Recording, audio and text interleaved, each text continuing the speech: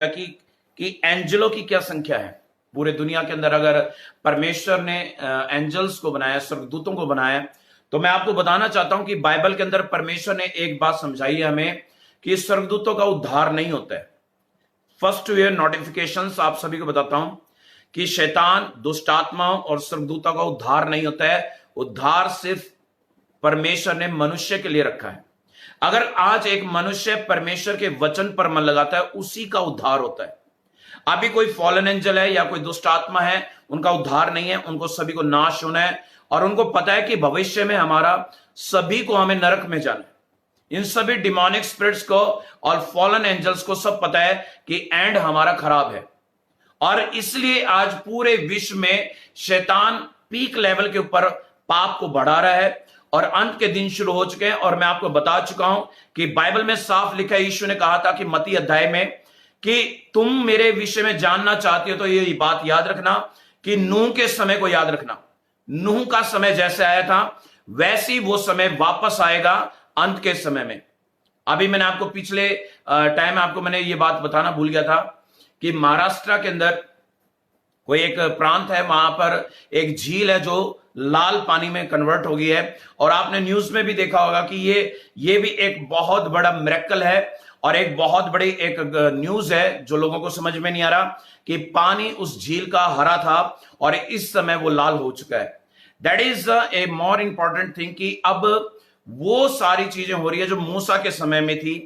और आपने वो भी चीज देखी है कि इन दिनों के अंदर कि जो उसमें नूह के समय में हो रहा था वो भी इस समय हो रहा है। तो ये सब कॉम्बिनेशंस वाली विपत्तियां जो अब आ रही हैं हमारे देश में भी, आउट ऑफ कंट्री में भी, या कहीं कहीं पर भी आप देख रहे हैं, ये सब एक इंडिकेशंस है आपको बुद्धि से समझने की कि परमेश्वर अब समय नहीं लेगा। पहली बात तो यह समझना है कि परमेश्वर अब समय नहीं लेगा, अंत का समय बहुत जल्दी आने वाला है। और आप में से कई लोग हैं जो अभी तक रिपेंट नहीं हुए। मैंने आपको बताया कि आप में से कई लोग हैं जो अभी तक आत्मा में, पवित्र आत्मा के साथ एक मन नहीं हुए हैं और जिसके कारण अभी तक बहुत से ऐसे हैं जो पाप में जीवन बिता रहे हैं। और ये अच्छी बात नहीं है। परमेश्वर का वचन कहता है कि अगर तू अपना उद्धार चाहता है, अगर अपने परिवार का उद्धार चाहता है, अपने देश का उद्धार चाहता है, तो पहले अपना उद्धार कर। जब एक कोई मसीह व्यक्ति जब अपना उद्धार करता है, अपने आप को चेंज करता है, अपने आप को वचन पे जीने वाला जीवन जीता है, परमेश्वर की सहायता से, with the Holy Spirit we are the walk in the Spirit. जब हम परमेश्वर की आत्मा के अनुसार चलते हैं तो हमारा घराना, हमारा जीवन, हमारे चेंज होने से बहुतों की जिंदगियों पे इफेक्ट पड़ता है और बहुत लोग प्रभु के ऊपर भरोसा करते हैं, विश्वास करते हैं और उनकी जिंदगियां भी बदल जाती है। तो आज ये बात याद रखना, पहले अपना उद्धार कीजिए, अपने आप को गंदगी से बाहर लेके आए। और ये फॉलन एंजल्स क्या है? मैंने उस दिन भी बताया था, ये वो एंजल्स हैं जो 12 अध्याय के प्रकाशित वाक्य में लिखा है कि ये वही स्वर्गदूत हैं जिन्होंने बलवा किया परमेश्वर के साथ और उन्होंने शैतान का साथ देकर इस धरती के ऊपर जिस पर आप जी रहे हैं, यहां हजारों सालों से वो यहां इस धरती के ऊपर रह रहे हैं। और वो आपके जन्म से पहले मनुष्य के जन्म से भी पहले वो यहां पर रहे हैं। जब हम डिमोनिक स्पिरिट्स निकालते हैं तो डिमोनिक स्पिरिट सब बताती है कि हम हजारों सालों से यहां पर रह रही हैं। आपको समझ में आना चाहिए कि ये फॉलन एंजल्स हैं और ये नेफिलीन है। ये वही दुष्ट आत्माएं हैं जिन्होंने मनुष्य की सृष्टि को खराब किया। आज यही डिमोनिक स्पिरिट्स आज एक टेंशन का विषय है। आप एक बात सोचेंगे कि ये टेंशन क्यों ये परमेश्वर ने हमारे जीवन में दी है, कि ये दुष्ट आत्मा हमारी लाइफ को छोड़ क्यों नहीं देती। ये क्वेश्चन आपके मन में आता होगा बहुत बार, लेकिन आपके पास इसी क्वेश्चन का जवाब आपको इसी आंसर में मिलेगा, इसी क्वेश्चन में मिलेगा। और उसका आंसर क्या है? अगर उद्धार बहुत आसान होता तो कोई भी स्वर्ग में जा सकता था, कोई भी स्वर्ग में जा सकता था। स्वर्ग कोई धर्मशाला नहीं है, स्वर्ग कोई होटल नहीं है, स्वर्ग कोई वहां पर कोई आप रेंटेड हाउस नहीं है, कोई आप वहां पर एंट्री कर जाएंगे। वो परमेश्वर का अपना घर है। वहां पर जाने के लिए काबिलियत होनी चाहिए, वहां पे जाने के लिए आपने वो जिंदगी जी होनी चाहिए जो परमेश्वर ने आपको दी है। अगर आप वचनों पे नहीं चलते हैं, वो जीवन नहीं जीते हैं जो परमेश्वर ने आपको बाइबल के आधारित आपको बताया, तो आप किसी भी हालात में स्वर्ग में नहीं जाएंगे। ये बात याद रखना। मैंने उस दिन भी बताया था कि अगर वर्ल्ड के अंदर 1 अरब लोग हैं मसीह लोग, तो उसमें से कुछ 1 लाख ही लोग स्वर्ग में जाएंगे। यह बात दिमाग में से निकाल देना कि 1 अरब लोग वहां पर एंट्री कर जाएंगे। No, it is not possible. Bible साफ बताती है कि बुलाए हुए बहुत से हैं, चुने हुए बहुत कम हैं। आप में से ऐसे लोग हैं जो ये सुनते आए हैं कि परमेश्वर बहुत धर्मी है, क्षमा करता है। यह बात बिल्कुल सच है।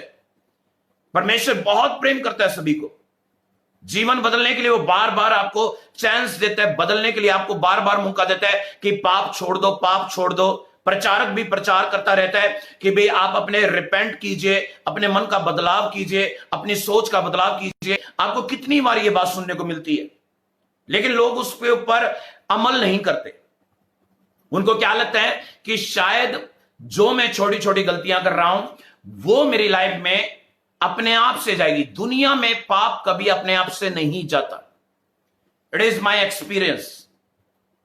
जब आप पाप को हल्के में लेते हैं, कि आप अपनी गलतियों को हल्के में लेते हैं, तो यह बात याद रखना कि आप परमेश्वर को हल्के में ले रहे हैं। आप में से ऐसे कई लोग हैं जो पाप में फंसे हुए हैं, चाहे कोई भी पाप में हो आप, तो वो पाप आपके कब जाते हैं? जब आप परमेश्वर के आगे गिड़गिड़ाकर विनती करते हैं कि yes my Lord, I need the repentance. मुझे परमेश्वर वो जीवन चाहिए जिसमें कोई भी मिस्टेक नहीं है। मुझे वो जीवन चाहिए जहां पर शांति है। मुझे वो जीवन चाहिए जहां मुझे आनंद मिले। अब जब ये जीवन आपको चाहिए, आपको इसकी डिमांड करनी पड़ती है परमेश्वर के आगे। आपको बोलना पड़ता है सीरियसली कि परमेश्वर, इस जीवन को पाने के लिए मैं हर कीमत अदा कर सकता हूं, चाहे मुझे कुछ भी करना पड़े, मैं वो तैयार हूं करने के लिए। जब आप ये जीवन जीने के लिए तैयार होते हैं, तो परमेश्वर देखता है कि ये मनुष्य मुझे और मेरे दिए गए वचन को इंपॉर्टेंस दे रहा है, इसलिए परमेश्वर उसका उद्धार करता है, जिसको कहते हैं हम रिपेंटेंस, जिसको हम कहते हैं सैल्वेशन। आज चर्चों में सैल्वेशन और उद्धार के विषय में बताया भी नहीं जाता। कई लोगों ने उद्धार को पैसे से रिलेटेड करके बोला है। कईयों ने क्या है कि पैसा मिलना उद्धार पाना है। कईयों को लगता है कि आशीष पाना उद्धार पाना है। It is false teaching. ये बिल्कुल गलत टीचिंग है। बाइबल में अगर हम मनुष्य के पुत्र को देखते हैं, तो वहां यीशु के बारे में बताया कि मनुष्य का पुत्र यीशु है, और हम भी तो मनुष्य के पुत्र हैं। यह एक कंफ्यूजन सब्जेक्ट है। कहीं लिखा है कि परमेश्वर के पुत्र, अब परमेश्वर का पुत्र यीशु भी है वहां पर, और स्वर्गदूत भी है। बाइबल को समझने के लिए आत्मा और बुद्धि का इस्तेमाल करना पड़ता है। कई जगह आत्मा लिखा है कि जो आत्मा के चलाए चलते हैं वही परमेश्वर की संतान है। अब ये आत्मा कौन सी है? कई लोग सोचते हैं हमारी अपनी आत्मा है। नहीं, ये पवित्र आत्मा है। आपको स्पिरिट जो वर्ड है बाइबल में कम से कम 1011 बार आपको मिलेगा।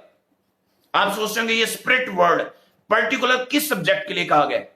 कई लोगों के अपनी लाइफ के बारे में बताया गया, कईयों को ये सब्जेक्ट, ये जो लिखा गया है, ये एक्यूरेट, इसमें से 500 से ज्यादा बार हॉली स्पिरिट के बारे में लिखा गया है।